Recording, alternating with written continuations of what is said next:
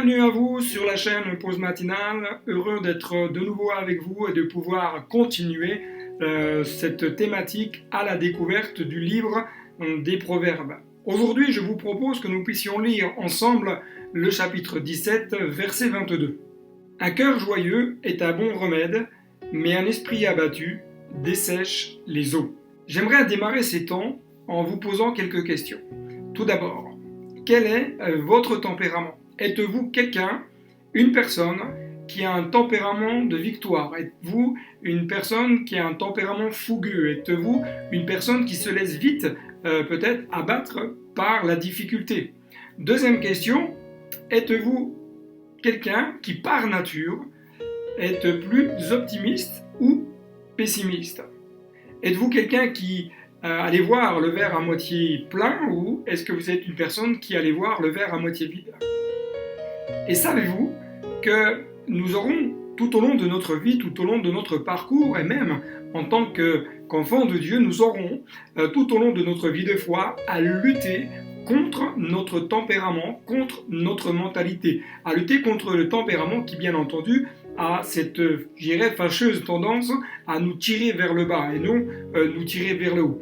Et beaucoup prient pour que Dieu change leur cœur, pour que Dieu intervienne dans leur vie, mais peu de personnes en réalité prient pour que leur mentalité change.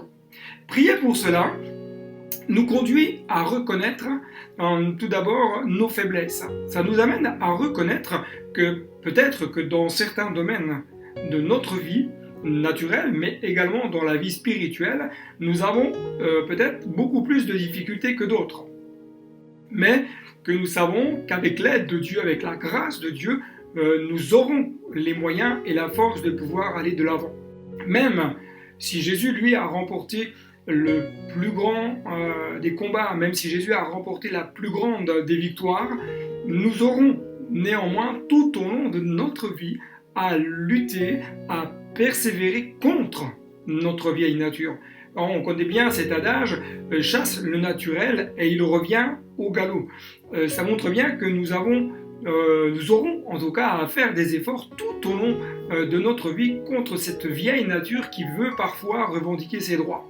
Certains et certaines seront capables de vous démoraliser, je dirais rien que par parfois leurs paroles, leur mentalité, leur vie de défaite. Je les appelle les décourageurs d'armée. Ils sont capables, rien que par quelques paroles, vous décourager une armée entière. C'est-à-dire que ce sont des personnes qui ne voient que le verre à moitié vide d'une manière constante. Par exemple, je pense que vous avez déjà croisé ce genre de personnes qui vont vous dire que, alors que le temps est au beau fixe, qu'il fait beau, qu'il n'y a pas de nuages, ils vont vous dire « oui, mais il fait trop chaud ». Le soleil, j'ai du mal à supporter. Ces mêmes personnes, alors que le temps est pluvieux, après peut-être même une période de sécheresse, vont vous dire « ah oui, mais bon, il pleut tout le temps dans cette région, et puis ça va jamais s'arrêter ». Ou alors, même encore, toujours les mêmes personnes vont vous dire en plein hiver « ah oui, mais moi je préfère quand il fait beau ».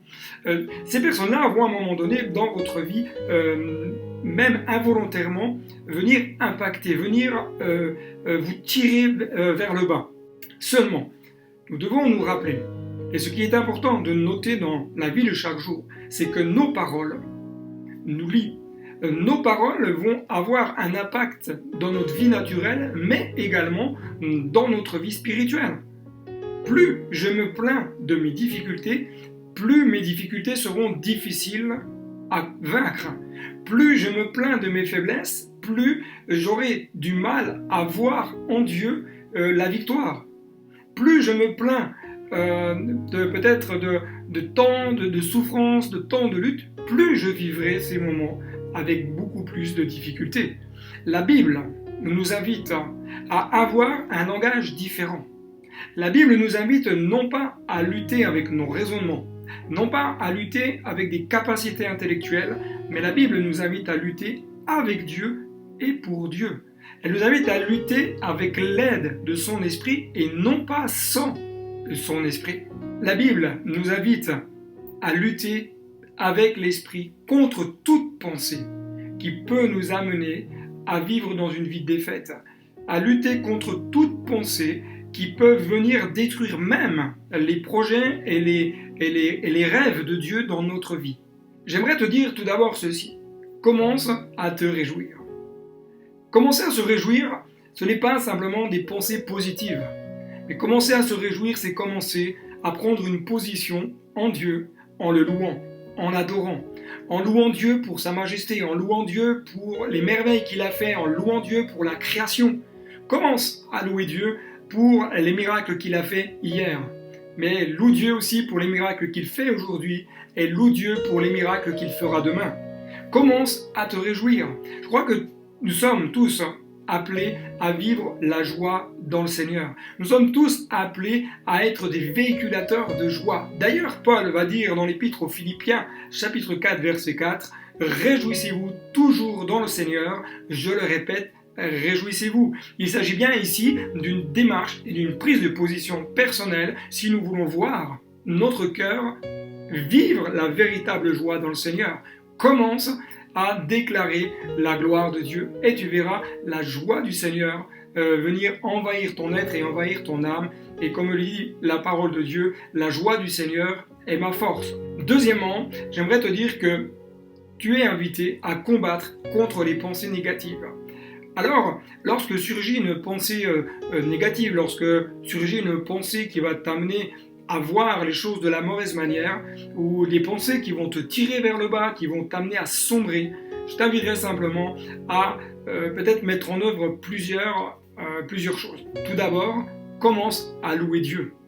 C'est sûr que lorsque tu vas pas bien, et si tu écoutes certaines émissions à la radio, certaines chansons qui passent dans la radio, dans différentes stations, ces chansons-là ne te permettront pas, en tout cas ne permettront pas à ton âme d'aller puiser en Dieu les ressources dont tu as besoin. Mais commence à louer Dieu. Commence peut-être en mettant un CD, une clé MP3 dans ta voiture et loue ton Dieu là où tu es. Commence à louer Dieu pour toutes ses merveilles, toute sa bonté et sa bienveillance. Deuxième piste de réflexion, c'est lis les psaumes. Ouvre ta Bible et lis les psaumes. Dans les psaumes, il y a de nombreux textes qui nous encouragent dans la victoire, qui nous encouragent à contempler la gloire de Dieu, qui nous encouragent à contempler les merveilles de Dieu. Troisièmement, je t'inviterai également à écrire ce que Dieu a fait dans ta vie. Pourquoi ? Parce qu'il est bon de se rappeler toutes les fois où Dieu est venu nous secourir. Nous sommes par nature des êtres oublieux. Nous sommes par nature des êtres qui tombons très facilement dans l'habitude. Mais prenons le temps, quelques moments, parfois d'écrire simplement les fois où Dieu nous a parlé, où Dieu nous a répondu, où Dieu est venu nous encourager, où il y a un texte qui nous a fortifié, une chanson qui nous a fait du bien. Prenez le temps et vous verrez combien Dieu est bon, combien Dieu est fidèle à sa parole. La parole de vie nous dit, dans le Proverbe chapitre 17, verset 22, « Un cœur joyeux peut guérir les malades, mais la tristesse fait perdre les forces. » Un cœur joyeux peut guérir les malades.